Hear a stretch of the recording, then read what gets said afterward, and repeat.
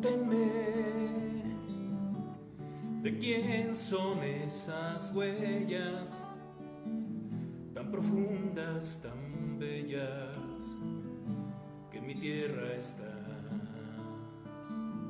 ¿Qué caminante las dejó? Que no se pueden borrar. Pregúntenme quién cambió la letra tan aburrida, tan muerta de mi vieja canción. ¿Qué tinta usó el autor? Que no se puede borrar. Pregúntenme por qué no soy el de ayer, porque otro sol calienta hoy mi piel. Pregúntenme y diré quién me fascinó. Pregúntenme y diré que Cristo fue. Pregúntenme quién en mi cabeza puso ideas de pureza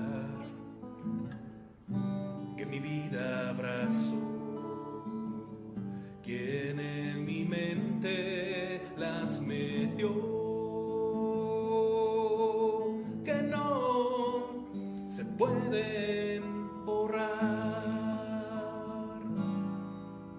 Pregúntenme quién trazó la ruta cuando mi barco era fruta que me gustaba probar. ¿Qué navegante la trazó?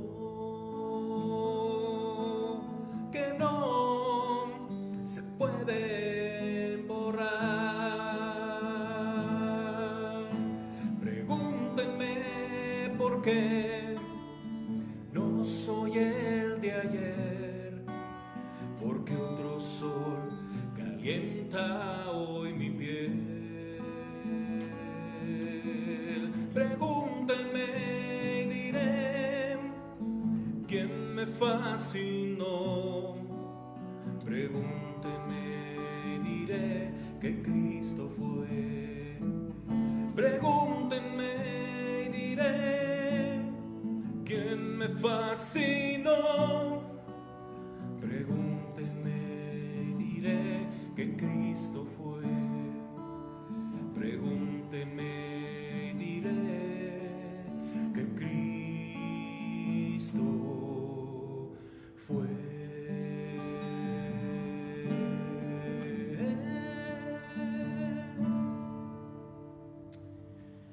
Amén, hermanos. Dios me les bendiga. Muy buenas tardes. Estamos sintonizando al punto de las 3 de la tarde del 10 de abril del 2020.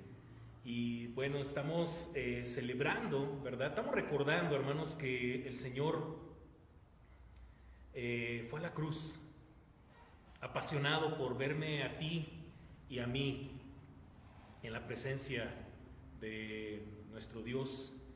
Y bueno, probablemente como tradicionalmente se hace cada año, se recuerdan 7 frases, las famosas 7 palabras, que son básicamente 7 frases y que me gustaría meditarlas con usted en esta tarde. Y pues le invito a que cerremos nuestros ojos y podamos pedirle a nuestro Dios que nos ayude a entender su propósito eterno en esta reflexión. Yo creo que por favor ahí en familia cierre sus ojos y vamos a orar. Padre, gracias te doy, mi Dios, porque nos permites en esta tarde la bendición de recordar aquellas frases que para nosotros tienen un significado muy profundo en nuestra vida, que transformaron, Padre bendito, con propósito y con poder nuestra vida. Gracias por tu Hijo Jesucristo, Padre, que fue a la cruz, Padre, obedeciéndote, obedeciendo tu voluntad, mostrando el gran amor que nos tienes, Padre. Gracias, mi Dios, te doy porque a mí me das la bendición de estar delante de tu iglesia, Padre, a través de esta transmisión, suplicándote que me uses como un instrumento de gracia en tus manos. Bendice a tu pueblo, bendice a tu iglesia, bendice a todo aquel que escuchará este mensaje, que tu nombre sea glorificado y exaltado, Padre, porque creemos que tu palabra no vuelve a ti vacía, Padre, y reconocemos que no solo de pan vive el hombre, sino de toda palabra que sale de tu boca. Padre bendito, en el nombre precioso de nuestro Señor Jesucristo, oramos.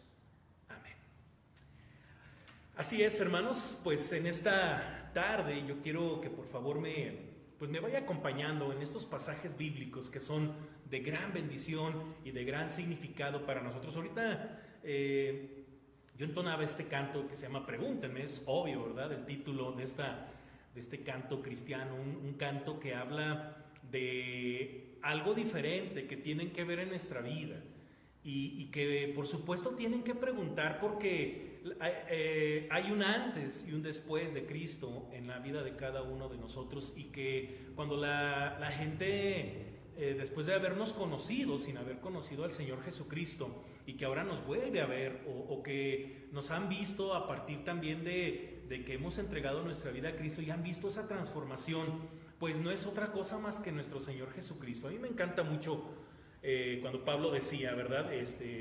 Seguramente más adelante lo vamos a mencionar.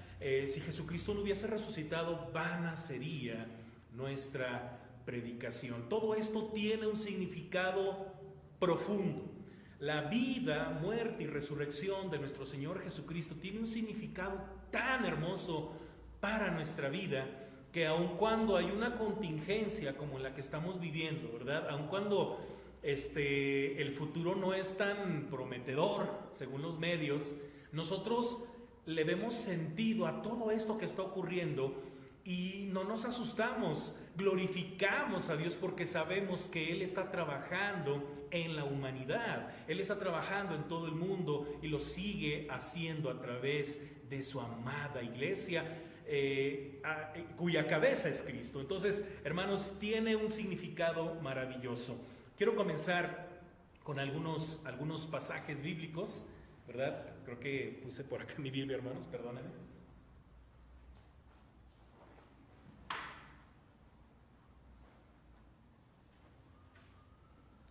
Vamos a estar viendo algunos pasajes bíblicos, hermanos. Entonces, yo le invito que por favor me vaya siguiendo. Yo quiero empezar con Mateo 26:39. Mateo 26:39, que dice de la siguiente manera. Dice: yendo un poco adelante, se postró sobre su rostro orando y diciendo: Padre mío, si es posible, pase de mí esta copa, pero no sea como yo quiero, sino como tú. Así dice el pasaje. Hermanos, el sufrimiento que Jesús experimentó, hermanos, pues no comenzó en la cruz, sino antes, ¿verdad? Y bueno, yo soy de la idea de que el amor, Dios nos amó antes de todo.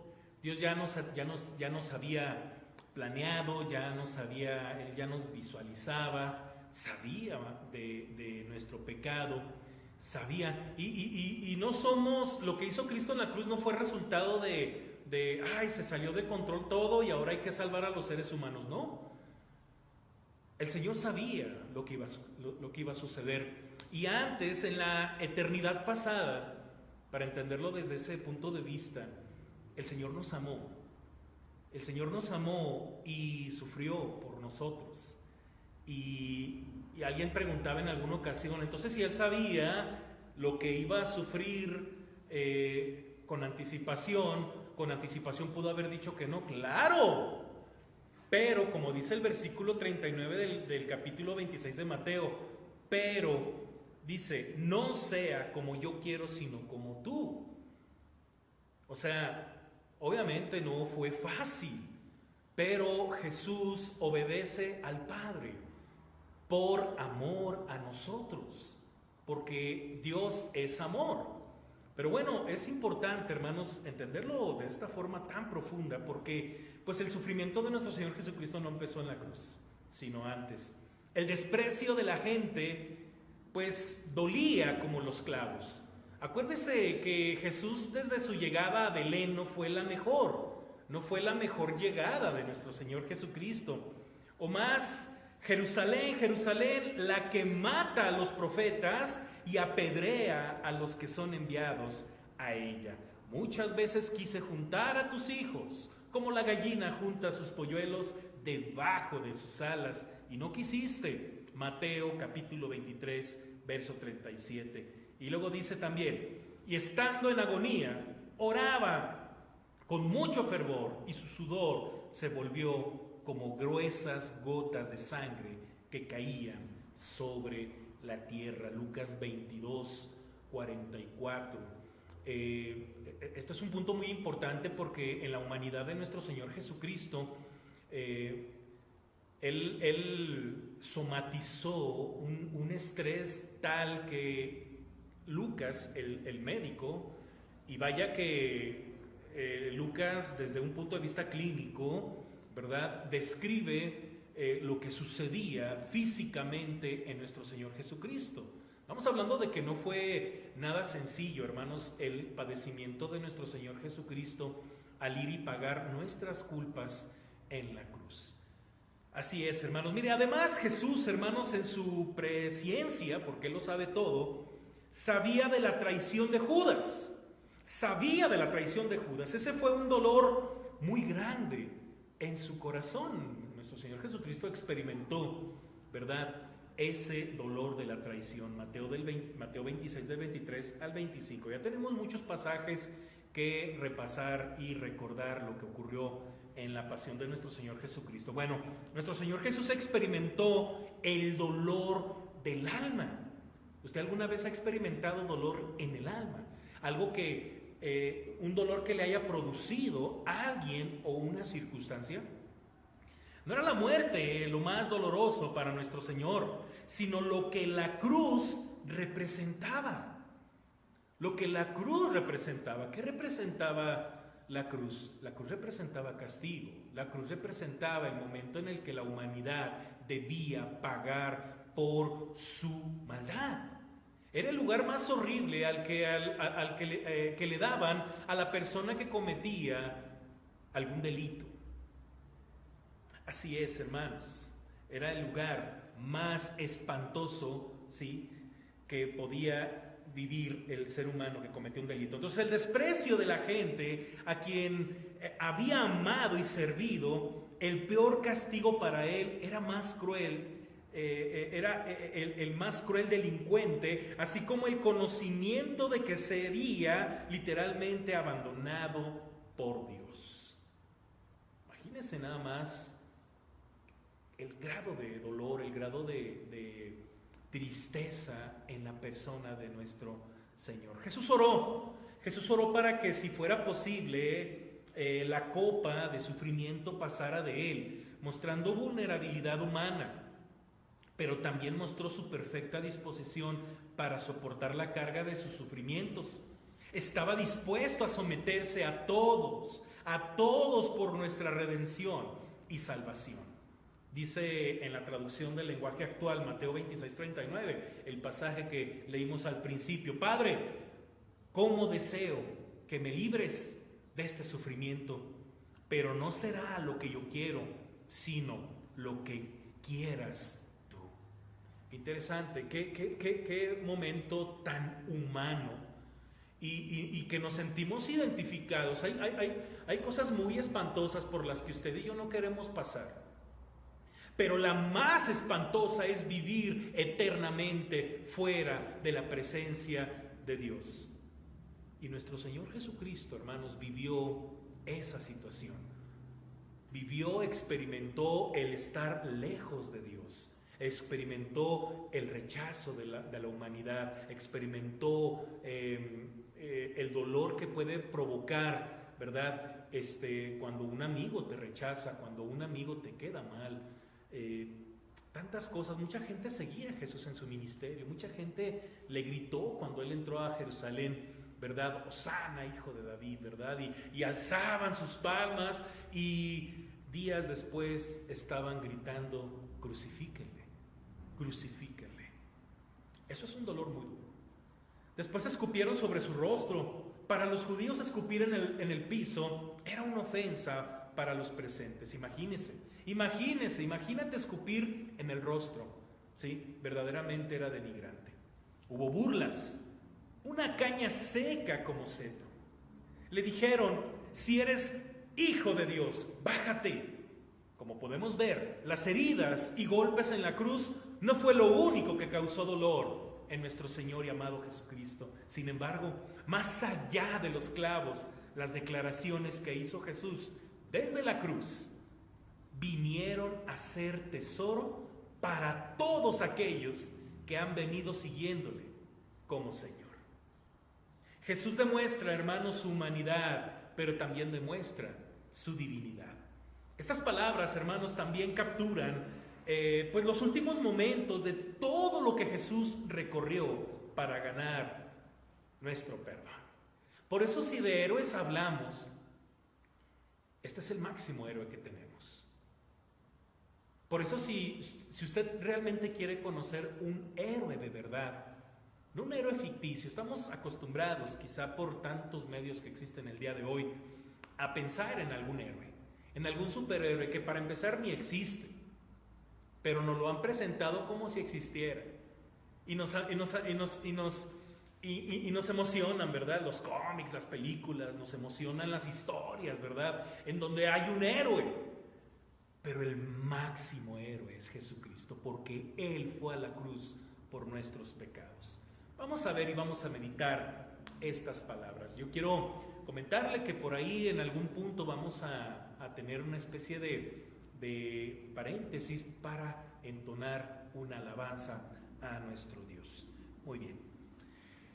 Primera frase, hermanos, o primera palabra, como tradicionalmente conocemos, la podemos encontrar, hermanos, en Lucas 23:34. Lucas 23:34, y la primera frase es: Padre, perdónalos porque no saben lo que hacen. Para mí, hermanos, es la que más me fascina, es la que más me llega, porque yo en algún momento comentaba, hermanos, que esta situación de la contingencia y más bien lo provocada por este virus a nivel mundial, básicamente le hace ver a los países más poderosos, a la gente más poderosa, nuestra vulnerabilidad. Y es que muchos podrán pensar: sí, pero fue creado por lo que usted quiera. No lo sé, probablemente sí, no sé si fue creado en un laboratorio, si es una guerra biológica lo que estamos viviendo, no lo sé, yo no estoy seguro de esas cosas. Lo que sí sé es que Dios está detrás de todo esto, porque Dios siempre en su sabiduría infinita, hermanos, está mostrándole a la humanidad en diferentes momentos de la historia su vulnerabilidad, porque el ser humano se siente Dios, el ser humano se siente que no puede ser vencido por nada. El ser humano inconscientemente vive sus días como si fuera eterno y no se acuerda de Dios. Los jóvenes no se acuerdan de Dios. La juventud de nuestros tiempos está cada día más diluida de lo que se espera de ellos. Están perdidos, la juventud de nuestros tiempos. La Biblia dice: acuérdate de tu Creador en los días de tu juventud, antes que vengan los días en los cuales de ellos digas: de ellos no tengo contentamiento. Y cada día vemos una sociedad diluida por el pecado, por su lejanía de Dios. Y así es. Dios, a través de muchas cosas, de las circunstancias, nos hace ver lo vulnerable que somos. Y es que camino a la cruz, nuestro Señor Jesucristo nos hizo ver nuestra vulnerabilidad cuando le dice al Padre: perdónalos porque no saben lo que hacen. Pareciera que sabemos todo en esta vida, pero Jesús dijo: no saben. La Biblia dice, hay camino que al hombre le parece derecho, pero su fin es camino de muerte. Proverbios capítulo 14, verso 12, 14, 12 de Proverbios. Hermanos, Jesús pidió a Dios que perdonara a la gente que le daba muerte. ¿Usted puede imaginar esa escena? Líderes judíos, políticos romanos, soldados y espectadores, y Dios contestó esa oración al abrir el camino de salvación, aún para los asesinos de Jesús. El oficial romano, si usted recuerda, y los soldados testigos de la crucifixión dijeron, verdaderamente este era hijo de Dios. Mateo 27, 54. Pronto muchos sacerdotes se convirtieron a la fe cristiana. Lucas lo registra en el libro de los Hechos, capítulo 6, versículo 7, cuando dice, y la palabra de Dios se difundía, el número de los discípulos aumentaba considerablemente en Jerusalén, e incluso muchos de los sacerdotes obedecían a la fe. Qué hermoso, hermanos. Ya que somos pecadores, todos tuvimos parte en la muerte de Cristo. La buena nueva es que Dios es bondadoso, que nos perdonará y nos dará una nueva vida a través de su Hijo Jesucristo. Esta palabra nos invita a arrepentirnos de nuestros pecados. Arrepiéntete. Si eres una persona consciente de lo que hace y consciente de que muchas cosas, si es que todas las cosas que hacemos, las hemos hecho fuera de la presencia de Dios, fuera de la voluntad de Dios, deberías arrepentirte. Deberíamos todos arrepentirnos porque tenemos la promesa, la bendición de ser perdonados por Dios, porque cuando Jesús pidió por nosotros, por el perdón de nuestros pecados, Dios nos perdonó. Y a volver al camino de la fe, si nos hemos alejado, o sea, si tú ya eres una persona que ya ha recibido a Cristo y que se alejó, necesitas el perdón, el Señor te está esperando de vuelta a casa. Así es, hermanos. Disfrutemos el perdón de Dios, hermanos, que a través de Jesucristo es posible. Siguiente palabra, hermanos, siguiente frase, una frase maravillosa también, que la podemos encontrar en Lucas 23, 43. Dice la palabra de nuestro Dios. Dice, de cierto te digo que hoy estarás conmigo en el paraíso. Cuando leemos esta porción, hermanos, cuando leemos esta porción de las Escrituras, vemos a un malhechor moribundo que no tuvo más, que tuvo más fe que los demás seguidores de Jesús juntos. Quiero pensar que este malhechor, al que Jesús le dijo eso, era uno de los que probablemente escuchaban de lejos las enseñanzas de Jesús, porque eran tan atractivas las palabras del Señor, eran tan poderosas, que me puedo imaginar que este hombre, lejos de seguir a Jesús por lo que le daba, porque Jesús daba de comer, Jesús sanaba a enfermos, liberaba a mucha gente de los demonios. Yo creo que este hombre, en su intento de tener una mejor vida, en su intento de ya no hacer maldad, alguna palabra sonó fuerte en su vida, en su corazón, y cuando él estaba en la cruz, porque seguramente algo lo llevó a la cruz, algún delito que cometió, un delito grave, seguramente de muerte, porque prácticamente morir en la cruz era un delito gravísimo, y seguramente estando allí, ¿verdad? Pudo tener la oportunidad de hablar con el Señor y decirle algo que en lo más profundo de su ser él creía, cuando él dijo, cuando vengas en tu reino, acuérdate de mí. Él creía en Jesús, por eso esta hermosa palabra, ¿verdad? Así es, aunque los discípulos seguían amando a Jesús, sus esperanzas por él, por el reino, comenzaron a desvanecerse. Por eso, cuando ya meditamos después la resurrección, es interesante ver cómo todavía los discípulos tuvieron un proceso complicado para recuperarse de esa situación. Los dos que iban camino de Emaús estaban tristes y hablaban de lo sucedido, de tal forma que estaban tristes, estaban pues desanimados. Pero Jesús, cuando camina a un lado de ellos, les pregunta: ¿qué pláticas son esas? ¿Se acuerdan? Porque ese era el ambiente, ese era lo que pasaba con los discípulos, ¿sí? Y bueno, muchos se apartaron, muchos estaban desanimados, como cuando uno de sus seguidores dijo con tristeza 2 días más tarde: pero nosotros esperábamos que Él era el que había de redimir a Israel. Fueron las palabras de uno de los dos que iban camino a Emaús, Lucas 24-21.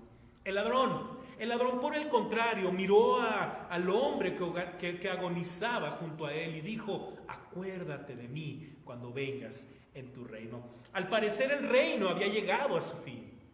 Qué inspiradora es la fe de este hombre que vio la gloria venidera más allá de la deshonra presente. Esta palabra nos inspira a creer, ¿sí? A creer en Jesús, a crecer en la fe. Nos invita a cuidarnos unos a otros, a no perder la esperanza que tenemos en la salvación. Yo cuando leo estas palabras, básicamente me dan mucha esperanza, porque en el momento más crítico de la vida de este ladrón creía en el reino de nuestro Señor Jesucristo, creía en el reino venidero, creía en lo que Jesús había dicho en sus palabras. ¿Por qué no creer, hermanos, en estos tiempos en donde mucha gente tiene temor, en donde mucha gente se siente con mucha zozobra, en donde no sabemos cuándo vamos a salir del encierro, en donde no sabemos realmente qué es lo que va a pasar después del 30 de abril? No tenemos idea, pero estas palabras nos dan perspectiva, nos dan esperanza, nos dicen que no hay nada que temer. Así estemos en el momento más crítico de nuestra existencia, no dejemos de creerle a nuestro Señor Jesucristo. Él es fiel, hermanos. Tercera palabra, tercera frase, una frase maravillosa, hermanos, que encontramos en Juan capítulo 19, versículos del 26 al 27. Voy a leerlo. Dice: cuando vio Jesús a su madre y al discípulo a quien él amaba, que estaba presente, dijo a su madre: madre, he ahí tu hijo. Después dijo al discípulo: he ahí tu madre.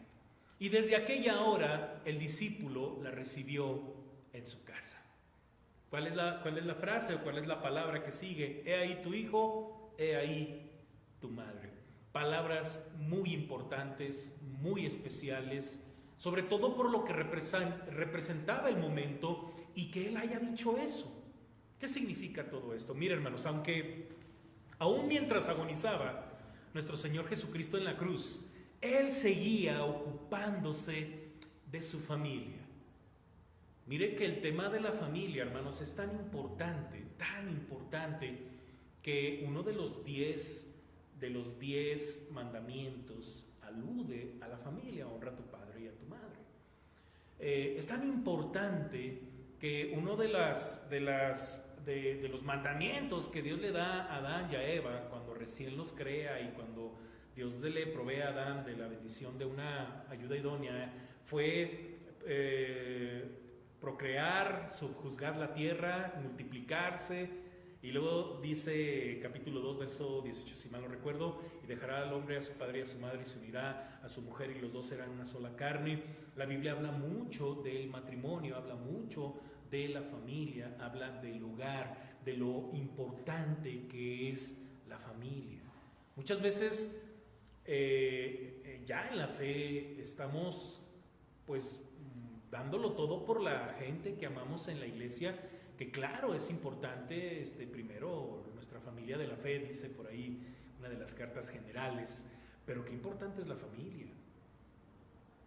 Acuérdese lo que dice Hechos 16:31: cree en el Señor Jesucristo y serás salvo tú y tu casa. El hombre, el gadareno, que acababa de ser liberado por muchos demonios, quería seguir a Jesús en la barca, y Jesús le dice: ve y regrésate a los tuyos, refiriéndose a su familia, ¿verdad? Cuando Cornelio manda a buscar a Pedro para que le hable del evangelio, en casa de Cornelio estaba su familia y algunos conocidos. Qué importante es la familia. Jesús se seguía ocupando de su familia, aún mientras agonizaba en la cruz.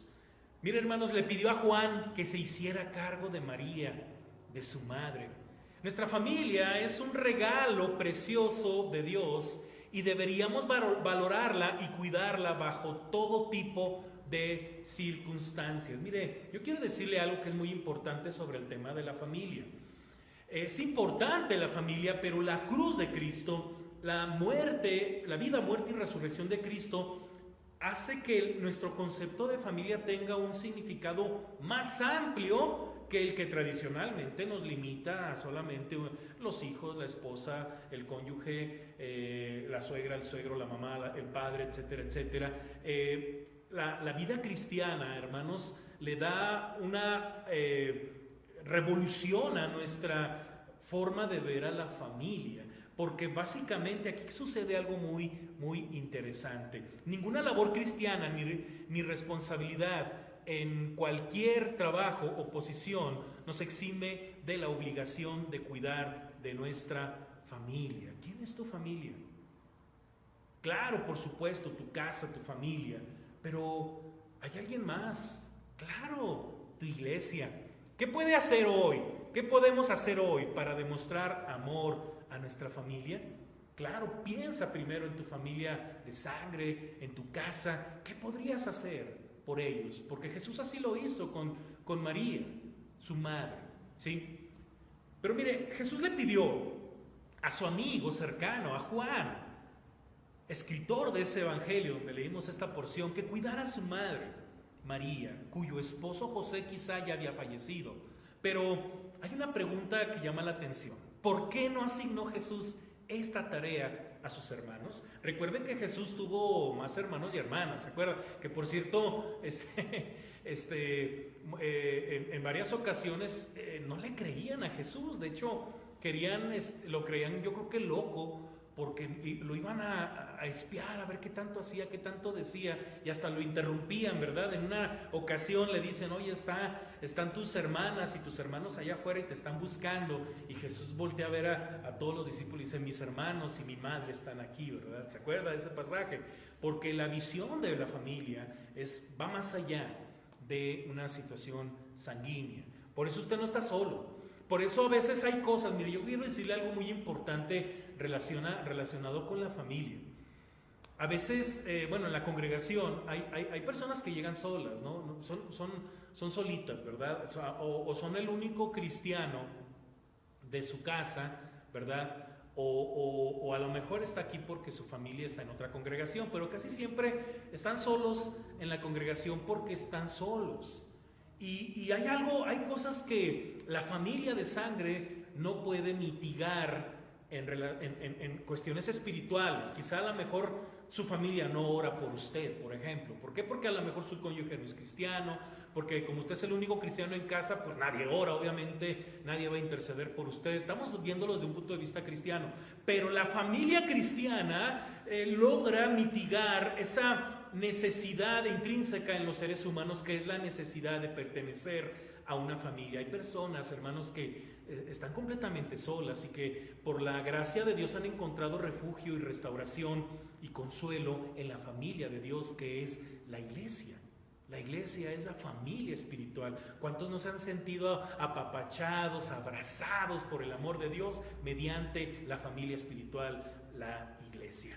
Hermanos, es una bendición lo que hizo la cruz de Cristo. Por eso, hermanos, qué profundidad de palabras las de nuestro Señor Jesucristo.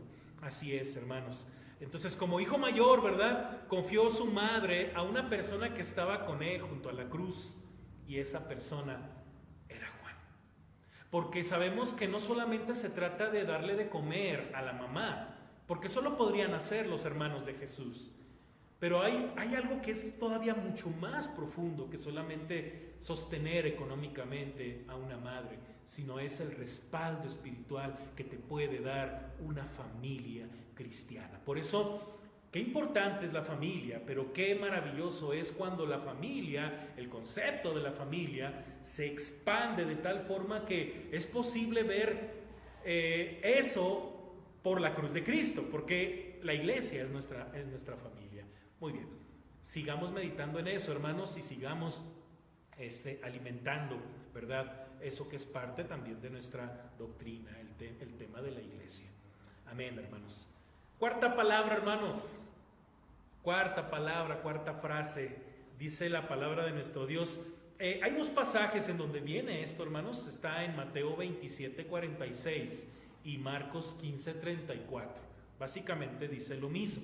Pero ¿cuál es la cuarta frase, hermanos? Dice: cerca de la hora novena, Jesús clamó a gran voz, diciendo: Elí, Elí, lama sabactani. Esto es: Dios mío, ¿por qué me has desamparado? Así es, hermanos. Mire, Jesús, hermanos, no estaba cuestionando a Dios. Estaba recitando la primera línea del Salmo 22. Estaba orando en el Espíritu. Eso es orar en el Espíritu, cuando se ora en la palabra conforme a la palabra de Dios. Este salmo, que expresaba la profunda angustia que sintió cuando tomó sobre sí los pecados del mundo, y el Padre lo tuvo que abandonar, ¿verdad? Como dice el Salmo: Dios mío, ¿por qué me has desamparado? ¿Por qué estás tan lejos de mi salvación y de las palabras de mi clamor? Lo que dice el salmista, ¿verdad? Hermanos, esto fue lo que temió Jesús cuando oró a Dios en el jardín, diciendo que se apartara de él esa copa. Mire que muchas veces nos limitamos en el sufrimiento de Jesús a las cuestiones físicas. Bueno, pues ¿quién va a querer ser golpeado, abofeteado, escupido? ¿Quién va a querer que le pongan una corona de espinas? ¿Quién va a querer que le claven unos clavos oxidados, sucios? ¿Quién va a querer que ser expuesto delante de la gente como un malhechor? ¿Quién va a querer eso?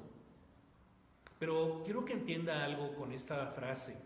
Lo que más temía nuestro Señor Jesucristo era estar lejos de la presencia del Padre. Por eso, mire, cuando le tememos al infierno, usted debe de saber por qué le teme al infierno. Mucha gente dice: es que yo no me quiero ir al infierno. ¿Por qué no te quieres ir al infierno? No, pues es que ahí está Satanás, ahí están los muertos, ahí está gente mala, los demonios, el fuego que nunca se acaba, el gusano que nunca muere, el crujir de dientes, ¿verdad? Una tristeza constante. No, qué horror, yo no quiero irme al infierno, yo quiero ir al cielo. Pero ¿qué cree? El infierno no es infierno por lo que hay, sino es infierno por lo que no hay. ¿Qué es lo que no hay en el infierno? La presencia de Dios. Entonces, si a usted le preocupa más que se va a quemar, que va a convivir con los demonios, mire, que créame que eso es lo de menos. Lo peor es vivir lejos de la presencia de Dios. Y anhelamos el cielo. ¿Por qué anhelamos el cielo, hermanos? Es que está mi pariente, porque ya no voy a trabajar, porque ya voy a descansar, porque ya se me van a quitar los dolores. Hermanos, amamos, anhelamos el cielo, porque queremos ver cara a cara a nuestro Dios, porque queremos abrazar a nuestro Dios, queremos ver a Jesucristo, queremos abrazarlo, porque queremos platicar con Él hasta que se nos acabe la eternidad, que eso nunca va a pasar. Por eso es cielo, porque es la presencia. Amamos y queremos ir al cielo porque es la presencia, por lo que sí hay, y es la presencia eterna de nuestro Dios. Lo veremos cara a cara, imagínense nada más. Por eso Jesús dijo: ¿por qué me has desamparado, Dios mío? ¿Por qué me has desamparado? Es una palabra muy profunda, y lo dijo para que tú y yo no lo dijéramos. Esto fue lo que temió Jesús cuando oró al Padre en el Getsemaní. La agonía física fue horrible, sí, pero fue mucho más el periodo de separación espiritual de Dios. Jesús sufrió esta muerte doble, de modo que nosotros nunca tuviéramos que experimentar la separación eterna de Dios. Esta palabra, hermanos, nos enseña la seguridad que tenemos de la presencia de Dios en nuestra vida, y que nada ni nadie nos separará del amor de Cristo. Romanos capítulo 8, versículos del 35 al 39, nos invita a acercarnos confiadamente. Este pasaje dice cosas maravillosas de que nada nos separará del amor de Cristo, pero el Señor nos invita a acercarnos confiadamente al trono de su gracia para alcanzar misericordia y hallar gracia ante el oportuno socorro, como lo dice Hebreos 4:16. Esta palabra nuevamente nos exige a no dejar de predicar el Evangelio, porque si lo dejamos de hacer, las personas morirán en sus pecados por la eternidad, separados de Dios en el infierno.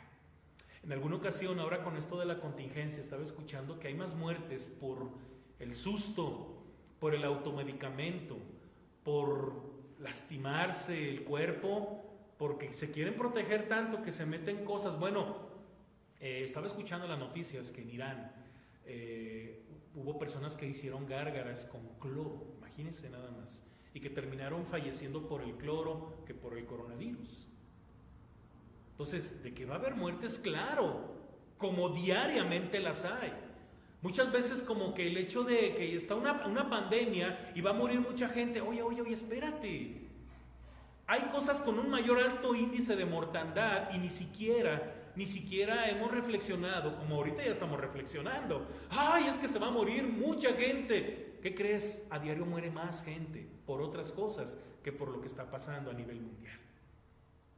Hermanos, no dejemos de predicar el Evangelio. La gente no se está muriendo apenas por el coronavirus. La gente se ha ido muriendo a lo largo de la historia y muchas personas están en el infierno. Van a ir al infierno, van a estar con Satanás y los ángeles, como dice Apocalipsis. Están alejados eternamente de Dios. Por eso, no dejemos de predicar el Evangelio, hermanos. Pablo escribe en Romanos 10, del 13 al 15, porque todo aquel que invocare el nombre del Señor será salvo. ¿Cómo pues invocarán a aquel en el cual no han creído? ¿Y cómo creerán en aquel de quien no han oído? ¿Y cómo irán sin haber quien les predique? ¿Y cómo predicarán si no fueren enviados? Como está escrito, cuán hermosos son los pies de los que anuncian la paz, de los que anuncian buenas nuevas. Mire todo lo que nos enseña esta palabra. Dios mío, ¿por qué me has desamparado? Vamos a hacer una pausa y vamos a entonar un canto, hermanos, muy, muy hermoso, que usted ya se lo sabe. Y yo quiero invitarle, ahí en su casa, hermanos, vamos a hacer esa pausita y vamos a entonar este hermoso canto que se llama Cuando yo sentí.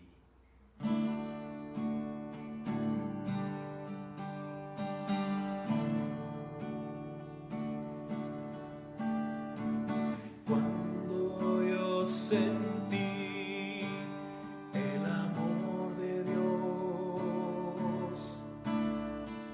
que me demostró en la cruz. Cuando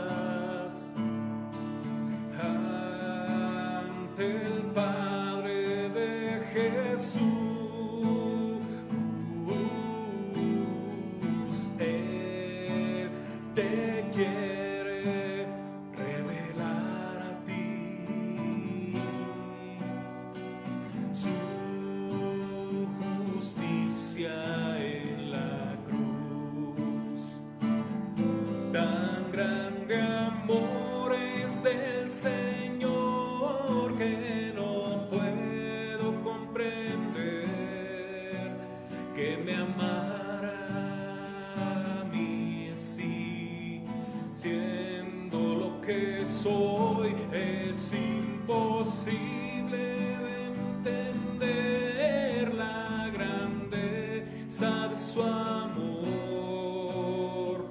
Gracias, Señor. Gracias, Señor. Gracias, Señor, por tu amor.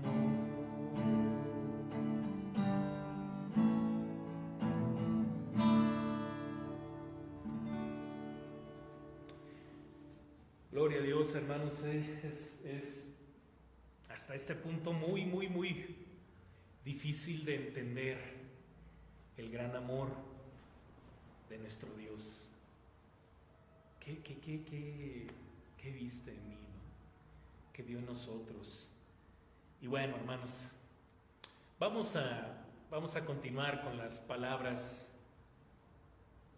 que estamos meditando, las 7 palabras. Vamos en la quinta frase, quinta palabra.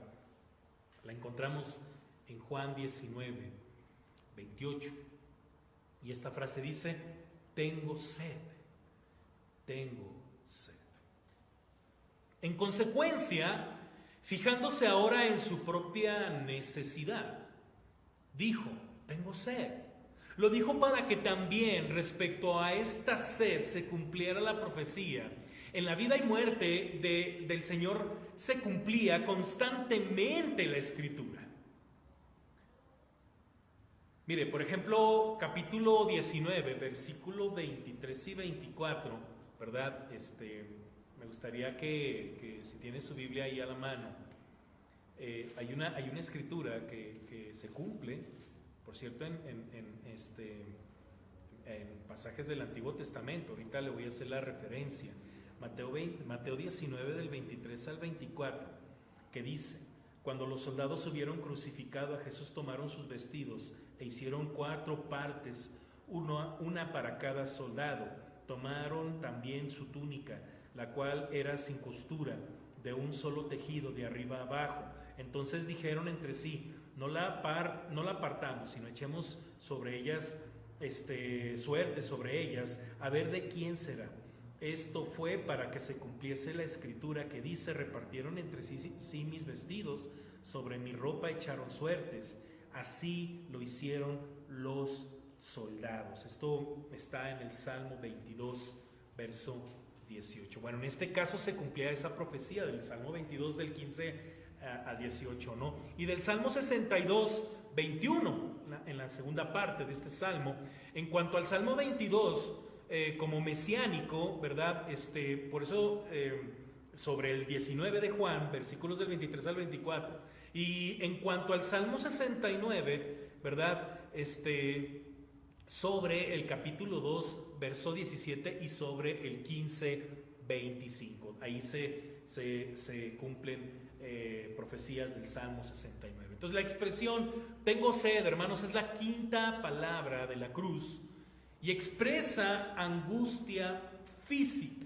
Expresa angustia física. Miren, la vida y muerte del Señor se cumplía constantemente la Escritura, y en este caso se cumplía, como ya lo comentamos, en el Salmo 22:15, ¿verdad? Como un tiesto seco, mi vigor y mi lengua se pegó a mi paladar, y me has puesto en el polvo de la muerte, ¿no? Y como le comentaba del Salmo 69:21, me pusieron además hiel por comida, y en mi sed me dieron a beber vinagre. Miren, la falta de comida y agua para nutrir el cuerpo durante 16 horas, más la pérdida de sangre, más el calor del sol cerca del mediodía, todo sirvió para producir una sed que hacía pegarse la lengua al paladar.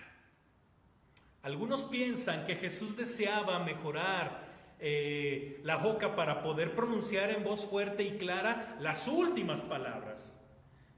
Esta exclamación es otra evidencia de la plena humanidad de Jesús. También aquí lo que se enfatiza es el amor infinito del Señor revelado en el hecho de estar dispuesto a una sed abrasadora, para que pudiera ser para su pueblo fuente eterna de agua viva. Así como la palabra pasada de porque me has desamparado, y eso representa, ¿verdad? Eso representa que Dios no quiere que tú te alejes de su presencia. Dios, nuestro Señor Jesucristo, tuvo sed en la cruz por ti y por mí. Y al mismo tiempo Él es la fuente de agua viva.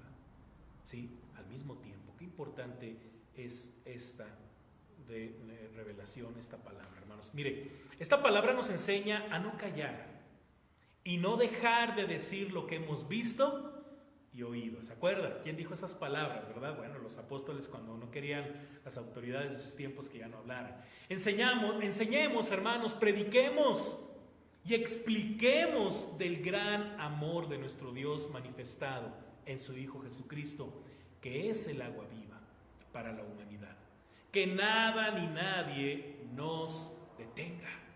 Que nada ni nadie nos detenga. Que se me pegó la lengua al paladar, ¿verdad? No deje de hablar, no deje de predicar. ¿Por qué? Porque la humanidad tiene sed. La humanidad tiene necesidad de agua viva. ¿Se acuerdan? Juan capítulo 4, cuando Jesús platicó con una mujer samaritana. Esta mujer estaba sacando agua del pozo. Jesús se le acerca y le dice: mujer, dame de beber. Y esta mujer, ¿verdad?, se sorprendió porque un judío le estaba hablando a un samaritano, y seguramente porque Jesús, siendo hombre, le estaba hablando a una mujer, y muchas circunstancias. Pero algo que le dijo esta mujer a Jesús fue: pero si ni siquiera tienes con qué sacar el agua, ¿cómo quieres que te dé de beber? Y Jesús le dice algo muy tremendo: si tú supieras quién te pide de beber, quien pediría de beber a mí serías tú, porque Jesús es el agua viva. Sexta palabra, hermanos, sexta palabra la encontramos en Juan capítulo 19, versículo 30. Consumado es. Consumado es. Hasta ese momento, hermanos, un sistema complicado de sacrificios se ofrecía por los pecados. Como todos sabemos, el pecado separa al hombre de Dios, y en el antiguo pacto, solo mediante el sacrificio de un animal, un sustituto, la gente podía recibir perdón de su pecado y llegar a obtener limpieza delante de Dios. Pero la gente peca continuamente, de modo que eran necesarios sacrificios frecuentes. Jesús, sin embargo, fue el sacrificio final por el pecado. Imagínense nada más, cada año estar constantemente matando animales. ¿Por qué? Porque la gente no deja de pecar. ¿Y qué hizo el Señor Jesucristo? Un solo sacrificio. Por eso dijo: consumado es. Se acabó. Se acabaron los sacrificios. El mío es perfecto. No necesito más. Dios Padre no necesita más. El mío es más que suficiente. La palabra consumado es la misma que se traduce cancelado. Sí, Jesús vino a consumar la salvación de Dios, a pagar la deuda total de nuestros pecados. Con su muerte, el complejo sistema sacrificial terminaba porque Jesús cargó con todos nuestros pecados. Por eso yo no me explico cómo hay mucha gente mexicana que adopta la religión judía, que ya no sirve. Pero ¿por qué sigue vigente? Porque desde el principio, cuando el Señor Jesucristo fue a la cruz, por eso fue a la cruz, porque el sistema judío de los tiempos de nuestro Señor Jesucristo no quería morir. Ya ni siquiera por temor a Dios, sino porque era un sistema que iba a llegar a su fin, que se iba a cancelar, que ya no iba a servir para nada, pero representaba ganancia económica para los judíos de esa época. Ya no era un sistema religioso que los acercaba a Dios, sino era un sistema político económico que les daba estabilidad ante el gobierno y ante las circunstancias de su época. Por eso el sumo sacerdote con los 70 ancianos que formaban parte del Sanedrín. Tenían temor de que eso se fuera a disolver porque pues no les importaba el Mesías. Porque cuando llegaron los magos ni siquiera les importó. Ellos sabían dónde iban a ser el Mesías, pero ni siquiera por especular si era verdad que el Mesías había llegado. Acompañaron a los magos. A ellos ya no les importaba Jesús porque ellos se sentían autosuficientes con su sistema religioso. Qué tremendo y qué triste, porque la humanidad de nuestros tiempos tienen como sistema religioso su propia vida, su economía, su trabajo, su familia y su pobre religión, que piensan que por esa causa ya no necesitan de una comunión personal con Cristo. Por eso Jesús dijo: cancelado ya, se acabó ese sistema complicado de sacrificios. Ahora nace una nueva era en la que yo, el Cordero de Dios, pagó por única vez y última vez el pecado de los hombres para siempre. Cancelado, cancelado es. Ahora podemos acercarnos con libertad a Dios por lo que hizo a nuestro favor. Los que creen en la muerte y resurrección de Jesús pueden vivir por la eternidad con Dios y escapar de la muerte que lleva consigo al pecado. La palabra nos invita, esta palabra, cancelado, consumado es, nos invita a ponerle fin a una vida de pecado y a comenzar una nueva vida de obediencia y fe con nuestro Señor Jesucristo. Nos exige a predicar la buena noticia de que ha quitado, ha anulado el acta de los decretos que había contra nosotros, que nos eran contraria, quitándola de en medio y clavándola en la cruz y despojando a los principados, ya las potestades, los exhibió públicamente triunfando sobre ellos en la cruz. Colosenses capítulo 2 versículo 14 verso 15.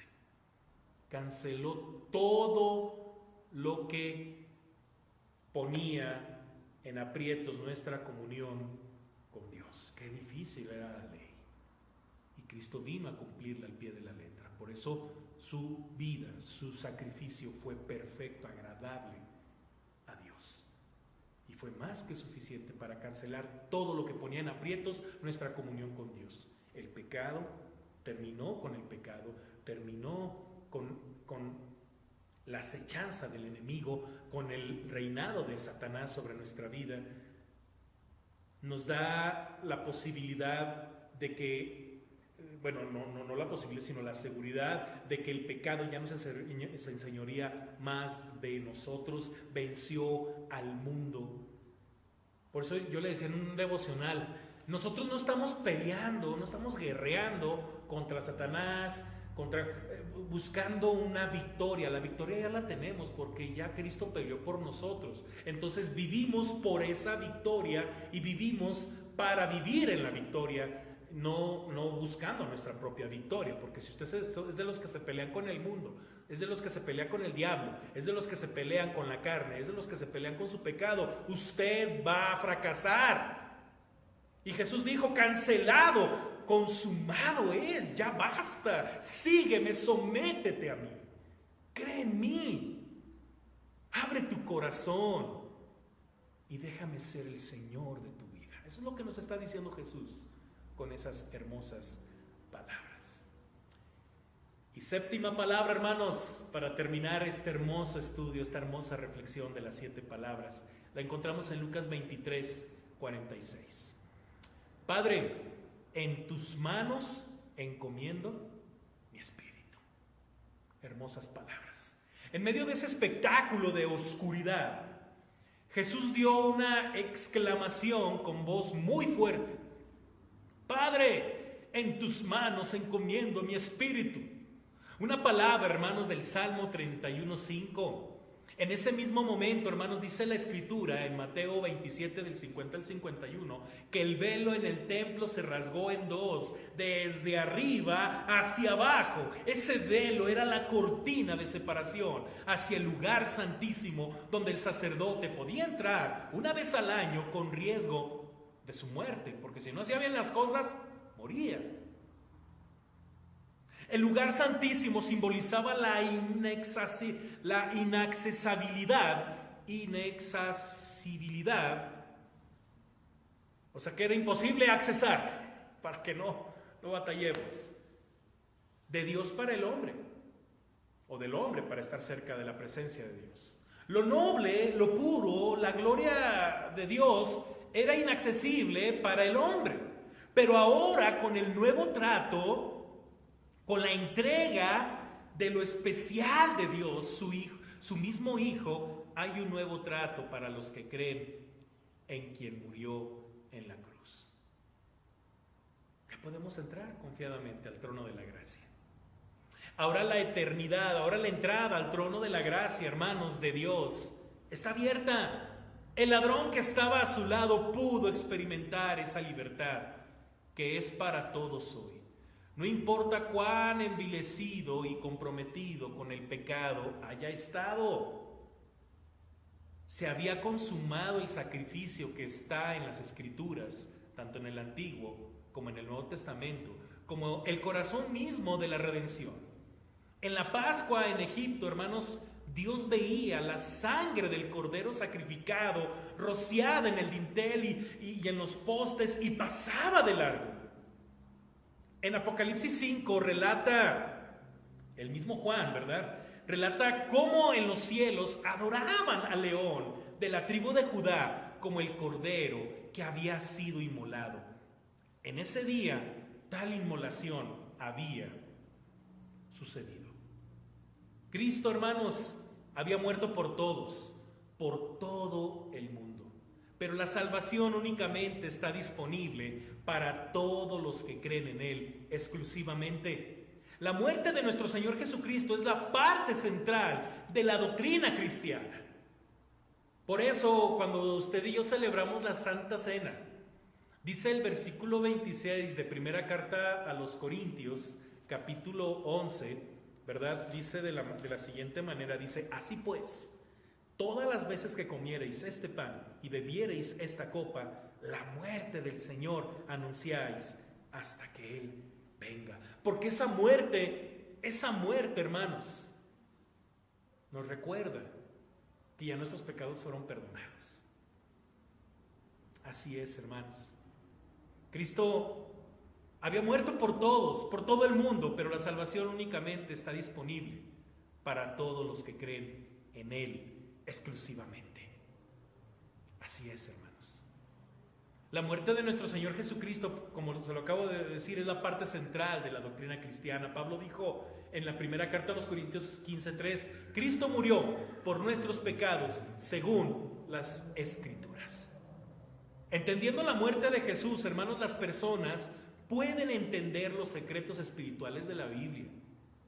A partir de ese evento, de ese suceso de la muerte de Cristo en la cruz, podemos entenderlo todo, ya que la justicia de Dios, haciendo por el hombre lo que el hombre era, ya que la revelación escrita lleva a ese acto central que sucedió esa mañana en Jerusalén.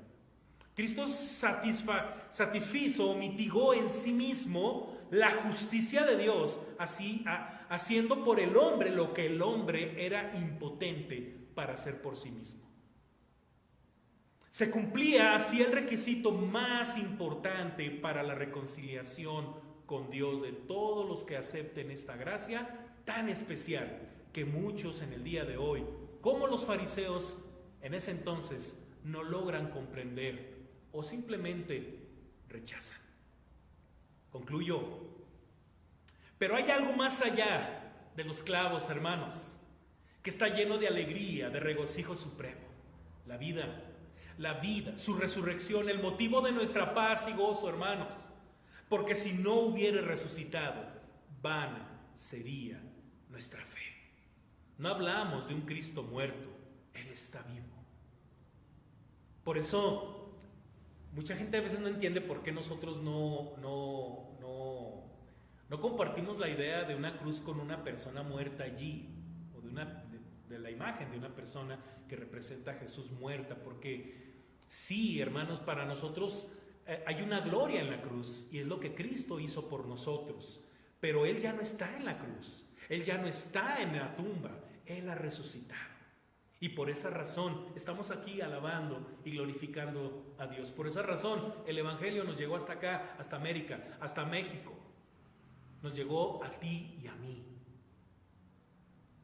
Porque Él está vivo y Él mueve a su iglesia para que el mensaje del Evangelio sea predicado. Y Él te quiere mover. Ya no vamos a estar aquí un día, hermanos, pero ¿qué vamos a dejar? ¿Qué mensaje vamos a dejarle a la gente que ya no nos vea? ¿Qué mensaje? ¿Qué cosa vamos a heredar? Porque hay mucha gente que está muy preocupada por heredar cosas, ¿no? Dinero, propiedades. Mira que te vas a morir y no te vas a llevar nada. Es más, ni siquiera vas a estar seguro de que a quien se lo heredaste lo va a disfrutar. Quizá lo va a disfrutar otra persona. Pero nos enfocamos tanto en esas cosas que se nos olvida lo eterno. Que es lo que Dios nos da a través de la vida, muerte y resurrección de su Hijo Jesucristo, vida eterna. La gloria venidera, la que nos espera, no se compara con esto que estamos viviendo. Por eso no dejemos de predicar, no dejemos de crecer en la fe en nuestro Señor Jesucristo. Así es, hermanos. Más allá de los clavos existe el triunfo para Él y para nosotros. Yo quiero invitarte a que cierres tus ojos y oremos. Padre, gracias por el gran testimonio de amor, de salvación, de gracia de nuestro Señor Jesucristo.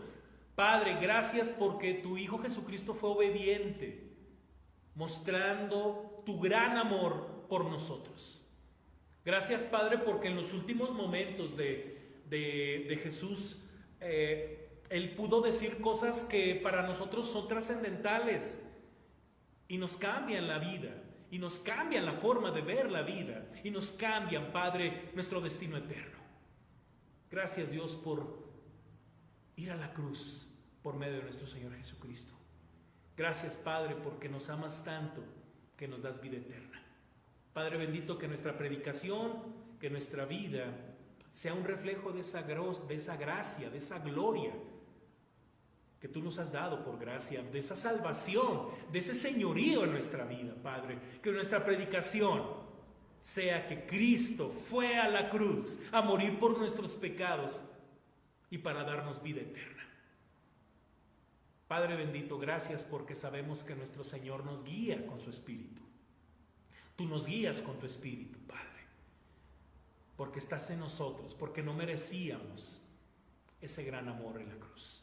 Alabado seas, Padre, que tu iglesia siga creciendo en fe, siga creciendo en obediencia y que en todo, Padre, tú seas glorificado y exaltado en el nombre de Jesús.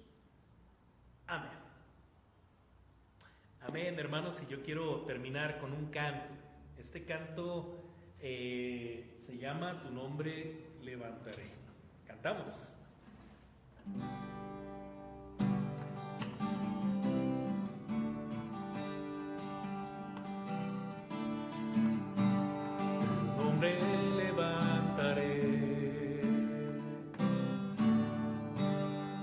Deleito en adorarte, te agradezco que en mi vida estés, que vinieras a salvarme, dejaste el trono para mostrarnos la luz de tu trono a la cruz. Mi deuda pagar en la cruz al morir, de la muerte a tu trono, tu nombre levantaré, tu nombre levantaré, me deleito en adorarte. Agradezco que en mi vida estés, que vinieras a salvarme, dejaste el trono para mostrarnos la luz de tu trono a la cruz y mi deuda pagar.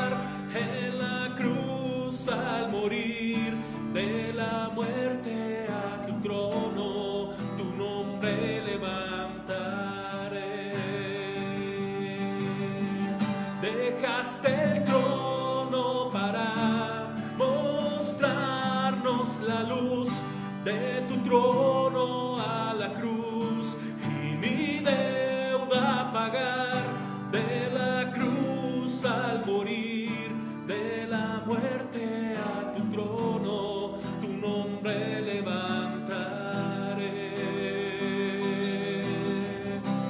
tu nombre levantaré,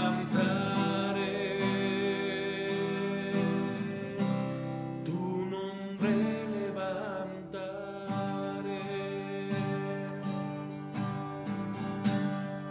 A Dios sea la honra y la gloria, mis hermanos. Dios me les bendiga. Esta ha sido todo, hermanos, en esta transmisión. Quiero rápidamente, antes de cerrar esta transmisión, hermanos, que el día domingo los espero al punto de las 11 de la mañana, hermanos, para celebrar nuestro culto dominical, ¿verdad? Estaremos transmitiendo en vivo, estaremos de alguna forma teniendo pues un poquito de dinámica, ¿verdad? Interactuando usted y yo. Quiero invitarle que por favor prepare ese momento, prepare su corazón, prepare su vida para alabar y glorificar a nuestro Dios. Acuérdense que estamos aprendiendo cosas muy hermosas, muy importantes ahora que estamos en esta contingencia, en esta cuarentena. Y pues también yo le invito, hermanos, a que siga diezmando y ofrendando. Tenemos en la descripción de nuestras transmisiones, tanto en YouTube como en Facebook, los 5 puntos de recolección de diezmos y ofrendas. El primero de ellos, como se lo he comentado en las transmisiones pasadas, es el banco de nuestra iglesia, bueno, el banco donde está la cuenta de nuestra iglesia, que es el banco BBVA Bancomer. Y los datos, bueno, están en la descripción. Y también uno de los 5 puntos es la casa de nuestra hermana Cruz, ¿verdad? Si usted le queda cerca, bueno, puede ir con nuestra hermana Cruz, nuestra hermana Lorito Carrillo, representante de la femenil, el hogar de nuestros hermanos diáconos, nuestros hermanos Gómez, y también la casa de nuestra hermana Silvia Márquez, la tesorera de nuestra congregación. Por ahí algunos hermanos me han pedido de favor que pase por ahí por algunas ofrendas. Claro que lo puedo hacer, como lo he estado haciendo en algunas ocasiones, ¿verdad? Yo también me estoy administrando en mis salidas a casa, no, trato de cuidarme, hermanos. Cuídese mucho, hagamos caso a las recomendaciones que nos hacen nuestras autoridades y no dejemos de orar. Y pues bueno, hermanos, estamos en contacto. Yo le invito a que por favor, hermanos, no se aísle, no se pierda de las transmisiones. Si hay la oportunidad de que podamos orar por algo en especial, nuestra hermana Ángela Herrera nos está ayudando con las peticiones para nuestros cultos de oración. La siguiente semana, si Dios nos lo permite, hermanos, nuestro culto de oración va a ser normal, ¿verdad? El día de ayer por la noche tuvimos nuestro culto de oración, ¿verdad? Día jueves. Bueno, la siguiente semana ya, primero Dios, se normaliza. Vamos a tener nuestro culto de oración el viernes al punto de las 8 de la noche en vivo. Entonces tiene usted mucho tiempo, hermanos, para ir mandando su petición. Sea breve, hermanos, por favor, sean breves, porque tenemos muchas peticiones y bueno, lo que nos gustaría es que tuviésemos el tiempo suficiente para leer todas las peticiones. Hay que ser muy concretos, hermanos, en nuestras peticiones. Mande su nombre, su apellido, y también le invito a seguir participando, hermanos, en las meditaciones, en los estudios bíblicos que tenemos los días martes. Yo le invito que por favor no deje de mandar su comentario. Vamos a comenzar, si Dios nos lo permite, este martes al punto de las 8 de la noche, segundo libro de Juan, capítulo 1, segunda carta de Juan, capítulo 1. Estamos en las cartas generales. Y también, hermanos, hermoso video, hermanos, este miércoles de Conectados. Yo les felicito a todos mis hermanos que se animaron a mandar una fotografía en tiempo real, hermanos, no me mande una fotografía de hace meses, ni me mande fotografía ahí con gente que ni es de la iglesia. No quiero que me lo tome a mal, pero queremos que usted, iglesia, donde está, en su casa, ay pastor, es que no me he peinado, no importa. Es bien bonito, hermanos, verlos en fotografía con un texto de la Biblia que represente una promesa para usted y su familia, ¿verdad? Entonces, hermanos, miembros de la iglesia, manden sus fotos, manden sus videos, hermanos. La hermana por ahí, la hermana Patti, mi hermana Malú con sus nietecitos, con Abby, con Ricardo, nos mandaron por ahí un video muy hermoso, hermanos, y cortito, una lectura bíblica. Hágalo, hermanos, va a ser de gran bendición. Entonces, hermanos, fotos tenemos muchas, yo puedo subir un montón de fotos. Una normal, hermanos, una de usted. No, es que mi familia, quién sabe por dónde anda. Bueno, pues dígale a su familia que mande también una foto. Si quiere salir en la foto, dígale a su familia, ni modo, así como estés ahí en casa en el encierro, manda tu foto. Y claro que lo vamos a poder poner ahí en la transmisión, hermanos. Dios me les bendiga, los amo mucho, hermanos. Hasta la próxima. Bye.